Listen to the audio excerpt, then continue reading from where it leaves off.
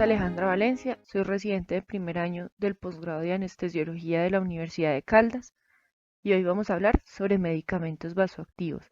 Decisión correcta, paciente correcto. Vamos a empezar por las generalidades. Tenemos pues que los vasopresores y los inotrópicos son la piedra angular de muchos síndromes cardiovasculares y pues tenemos que en términos generales estas sustancias, dependiendo de sus características, van a tener un aumento en el tono vascular por parte de los vasopresores o un aumento en la contractilidad que va a llevar a un aumento del gasto cardíaco por parte de los inotrópicos. Tenemos pues que tener en cuenta que además de estos efectos, estos medicamentos también van a tener una acción a nivel metabólica, central y autonómicos presinápticos. Tenemos que tener en cuenta que estos medicamentos se usan como un puente para medidas terapéuticas definitivas, por tanto no son un tratamiento per se de alguna enfermedad como tal, y su indicación va a depender de la causa subyacente y de la patología a la que nos estemos enfrentando con el paciente. Los medicamentos de los cuales vamos a hablar durante esta charla son las catecolaminas, noradrenalina, adrenalina, dopamina, dobutamina y otros medicamentos como la vasopresina, el milrinone y el levosimendan.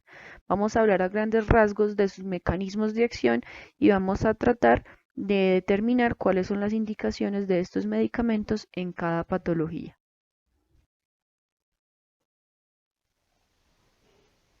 En cuanto a los mecanismos de acción, vamos a tener que las catecolaminas ejercen su efecto dependiendo del receptor que agonicen. Si el agonismo es beta, vamos a tener que va a haber un aumento a nivel de la adenilciclasa con un aumento a nivel de la AMP cíclico. Esto nos va a generar una activación de los canales de calcio, lo que nos lleva a una cronotropía positiva. Además, esta activación de los canales de calcio nos va a generar un aumento del calcio citosólico, lo que permite mayor interacción con la troponina C y una inotropía positiva. En cambio, si lo que tenemos es un agonismo beta 2, vamos a tener el aumento de fosfolamban fosforilado, lo que nos va a dar un aumento en la recaptación de calcio a nivel de retículo sarcoplásmico y una vasodilatación. Si el agonismo es alfa 1, vamos a tener un aumento en la fosfolipasa C con un aumento del fosfatidilinositol 3 y un aumento del calcio citosólico, lo que nos va a llevar a una vasoconstricción dependiente de la interacción con la calmodulina.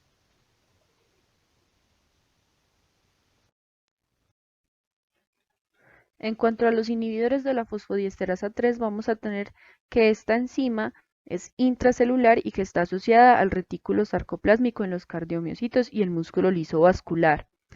La inhibición de esta enzima lo que va a generar es un aumento del AMP intracelular, incrementando la contractilidad miocárdica y generando vasodilatación. Un ejemplo de estos medicamentos es el milrinone. En cuanto al levosimendan, es un medicamento que tiene un mecanismo de acción diferente a los otros, lo que genera es una sensibilización al calcio. Lo que hace es que va a mejorar la unión del calcio a la troponina C, dando un aumento en la contractilidad sin aumentar el calcio intracelular o comprometer la relajación diastólica. En cuanto a la vasopresina, tenemos que es un nonapéptido aislado en 1951 y conocida como la hormona antidiurética. A nivel endógeno está almacenada en la pituitaria posterior y va a ser liberada cuando hay un incremento en la osmolaridad, un aumento en la angiotensina 2, se da hipotensión o un aumento en el tono simpático. Vamos a tener que actúa a nivel de los receptores V1, aumentando el calcio intracelular a nivel del músculo liso vascular, generando una vasoconstricción. También va a generar un aumento en la liberación de la ACTH. Cuando actúa a nivel de los receptores V2 a nivel renal, vamos a tener un aumento en la permeabilidad al agua, por tanto dándose una reabsorción de la misma, generando un aumento en la precarga, en la poscarga y en el estrés de la pared vascular. Acá vamos a ver la potencia con la que cada medicamento ejerce su acción sobre cada receptor específico. Esta es una forma de agrupar los medicamentos vasoactivos. Vemos los vasopresores y los inotrópicos. Entre los vasopresores vamos a tener aquellos que, aparte de su efecto vascular periférico, tienen un efecto inotrópico directo, y entre ellos están la noradrenalina, la adrenalina y la dopamina. Tenemos los que no tienen efecto inotrópico, que son la fenilefrina y la vasopresina, siendo vasoconstrictores puros. Y entre los inotrópicos vamos a tener los que generan vasodilatación, que son la dobutamina y el mirrinone, conocidos como inodilatadores. Y vamos a tener a la derecha los vasodilatadores puros, que son la nitroglicerina, el nitroprusiato y el nesiritide, de los cuales pues no vamos a hablar en esta charla. Esta tabla nos muestra las dosis de los medicamentos y cuál es su efecto dependiendo el receptor, como ya habíamos hablado. Y vamos a tener que, de particular, vamos a tener a la dopamina, que dependiendo su dosis va a tener su agonismo sobre los diferentes receptores. Cuando se están usando vasopresores, una de las primeras dudas que surgen es en qué momento iniciarlos. Al respecto, el Surviving Sepsis en el 2018 realiza una actualización donde recomiendan que si durante la primera hora de reanimación con líquidos no se han logrado metas por encima de 65 milímetros de mercurio, se haga un inicio de vasopresores, en este caso la noradrenalina como elección, para lograr mantener unas metas de presión por encima de 65. Esta recomendación va encaminada a disminuir la cantidad de líquidos que requiere el paciente y mejorar el tratamiento, que de entrada vemos que no le está sirviendo. Es importante tener en cuenta también que si no hay una adecuada hidratación previa, los vasopresores me pueden aumentar la mortalidad en el paciente. Entonces debe tomarse la recomendación con cuidado, pero es de tener en cuenta que el inicio temprano es bastante importante en este tipo de pacientes. La siguiente pregunta es, si ya inicié el vasopresor, ¿cuáles son mis metas de presión arterial con el paciente?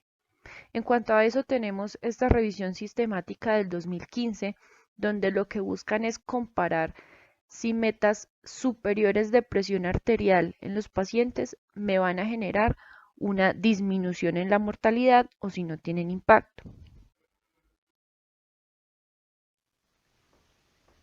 Lo que se encontró en la revisión fue que después de analizar 8 estudios con 776 pacientes en total y comparar metas de presión arterial de 65-70 versus 80-85 milímetros de mercurio, no hubo una diferencia en cuanto a mortalidad a los 28 días. En cambio, se encontró un aumento en la incidencia de fibrilación auricular en los pacientes con metas más altas, con un riesgo relativo de 2,36. En cuanto a terapia de reemplazo renal, encontraron que los pacientes que eran hipertensos requirieron menos terapia de reemplazo renal cuando se perseguían metas de presión arterial más altas. Y en cuanto a gasto cardíaco y lactato, no se encontró diferencia en los dos grupos, pero sí se evidenció un aumento marcado de la frecuencia cardíaca en el grupo que persiguió metas arteriales más altas.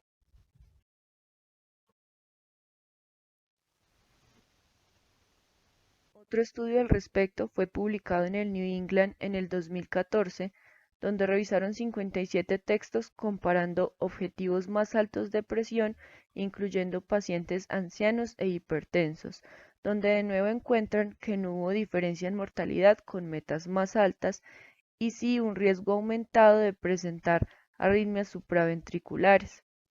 En este estudio tampoco encontraron que la edad o el hecho de tener hipertensión previa incidiera en la meta de presión arterial que se debe buscar, y en conclusión, se encuentra que no hay evidencia actual que soporte buscar metas superiores a 70 milímetros de mercurio en los pacientes que están críticamente enfermos.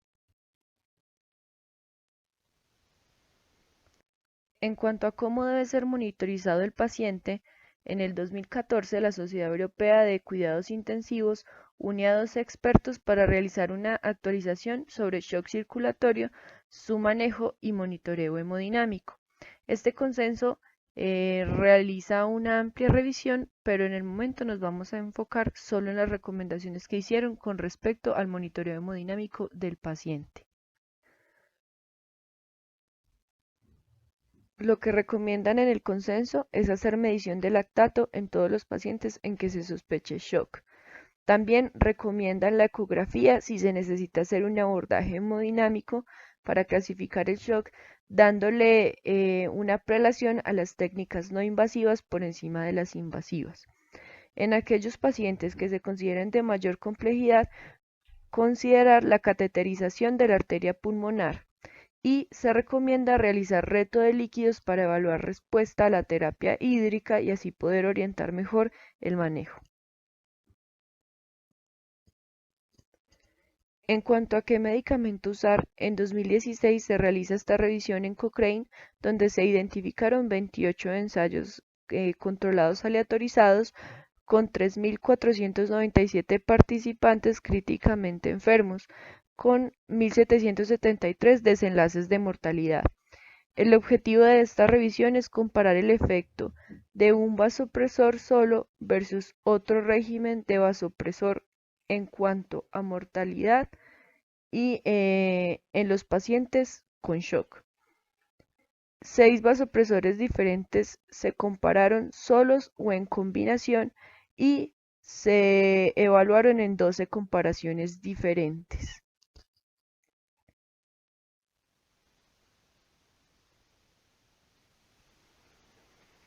Y lo que encontraron en este estudio fue lo siguiente. No hay diferencia en mortalidad total en ninguna comparación de diferentes vasopresores o en su combinación, pero sí se encontraron más arritmias en pacientes tratados con dopamina que los que fueron tratados con noradrenalina, con una calidad alta de evidencia. En conclusión, no hay diferencias sustanciales entre los vasopresores, pero la dopamina incrementa las arritmias cuando se compara con noradrenalina y esto puede llevar a un aumento en la mortalidad. Hay evidencia de otras diferencias, pero esta no es estadísticamente significativa. Lo más importante a la hora de elegir el medicamento que se va a utilizar es establecer la etiología del shock. El tipo más común es el distributivo y de estos un 62% se debe al shock séptico, siendo el más común. Lo que le sigue es el shock cardiogénico que se da en un 16%, el shock hipovolémico que también se da en un 16% y otros tipos de shock distributivos que se dan en un 4% y el shock obstructivo tan solo en un 2%. Y las recomendaciones se van a realizar a partir de la guía canadiense sobre el uso de vasopresores e inotrópicos que fueron realizadas en el 2015. En cuanto al shock distributivo, nos vamos a enfatizar en el shock séptico, que es el más común. Y la recomendación actual al respecto es la noradrenalina como primera elección. Su rango de dosis es muy amplio y no hay una dosis de noradrenalina máxima efectiva, pero se debe tener en cuenta que entre mayores son los requerimientos, el pronóstico del paciente empeora y que llega un momento donde a pesar que la dosis aumente, la respuesta alcanza una meseta. Por eso, cuando los requerimientos de noradrenalina son altos, definidos como aquellos mayores a 0.5 microgramos kilogramo minuto, se debe agregar un segundo vasopresor. Este vasopresor va a ser la vasopresina, teniendo en cuenta que su efecto presor no depende de las catecolaminas.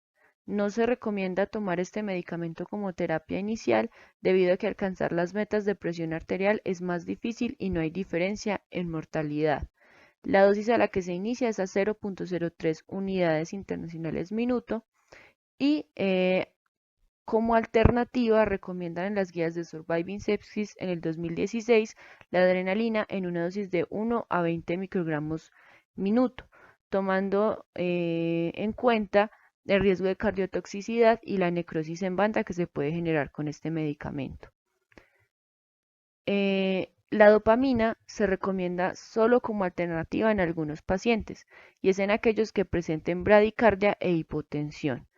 Y en caso de que se tenga hipoperfusión persistente, se debe utilizar dobutamina a una dosis de 2 a 20 microgramos kilogramo minuto. También en cuanto al shock séptico, vamos a tener este artículo que nos muestra una encuesta anónima realizada por la Sociedad Europea de Medicina Intensiva entre noviembre del 2016 a abril del 2017. Esta encuesta tenía en total 27 preguntas y de estas 17 eran asociadas al uso de vasopresores en shock séptico. Lo que buscaron fue contrastar si las respuestas coincidían con las recomendaciones actuales y, posteriormente, se le pidió a un grupo de 34 expertos que realizaran recomendaciones en áreas de interés donde se presentara disparidad en las respuestas. La mayoría de las personas que respondieron a la encuesta fueron intensivistas. Estas son algunas de las preguntas que se usaron. Y en cuanto a las recomendaciones que tenemos, que en cuanto a la monitoreo de presión arterial, todos los pacientes que tengan un shock deben tener un monitoreo de presión de manera invasiva con una línea arterial. El momento para iniciar el vasopresor debe ser, pues como ya habíamos hablado antes, de manera temprana, incluso antes de completar la resucitación con líquidos. Y debemos tener en cuenta para iniciarlas las presiones arteriales medias que presente el paciente. El vasopresor de primera línea va a ser la noradrenalina. Las metas que se persiguen con este vasopresor van a ser unas presiones arteriales medias por encima de 65 y considerar tolerar unas presiones inferiores en pacientes que presentan hipotensión refractaria a pesar de un adecuado manejo hídrico y de un soporte vasopresor adecuado. Las opciones de tratamiento cuando tenemos una hipotensión refractaria van a ser adicionar un segundo vasopresor y que este segundo vasopresor sea vasopresina o terlipresina. Los motivos para parar el vasopresor va a ser que el paciente mejore, que el paciente presente efectos adversos o que la terapia sea completamente inefectiva. Y en cuanto al uso de esteroides, los recomiendan en el caso de shock séptico. En cuanto al shock cardiogénico, lo más importante es lograr la terapia definitiva. Aquí el inotrópico se usa como puente, incluso como terapia paliativa en el paciente que no tiene pronóstico. La dobutamina es el inotrópico de elección y se puede considerar el uso de mirrinone en casos de falla cardíaca derecha por la disminución en las resistencias pulmonares. Pero se debe tener en cuenta que la evidencia no es muy fuerte al respecto y que su uso es cuestionable. Y en cuanto al levosimendan, no tiene uso ni aplicación en shock cardiogénico y todos los estudios que se han realizado con este medicamento han sido en el contexto de falla cardíaca crónica. Este es un cuadro comparativo entre la dobutamina y el mirrinone, sus mecanismos de acción, las dosis a las que se utilizan y sus efectos a nivel sistémico, sus potenciales efectos adversos y algunas de las indicaciones donde se podría llegar a utilizar el mirrinone.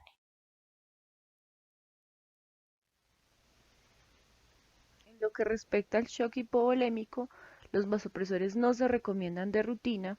Varios estudios han mostrado un aumento en la mortalidad cuando se utilizan los vasopresores en este tipo de pacientes y en caso de que se utilice debe ser con precaución y optimizarse primero el estado hídrico del paciente. Finalmente, en el shock obstructivo, la evidencia se limita a escasos reportes de casos, no hay una recomendación clara sobre algún vasopresor específico y lo importante es tratar la causa subyacente que está generando la descompensación en el paciente. Muchas gracias.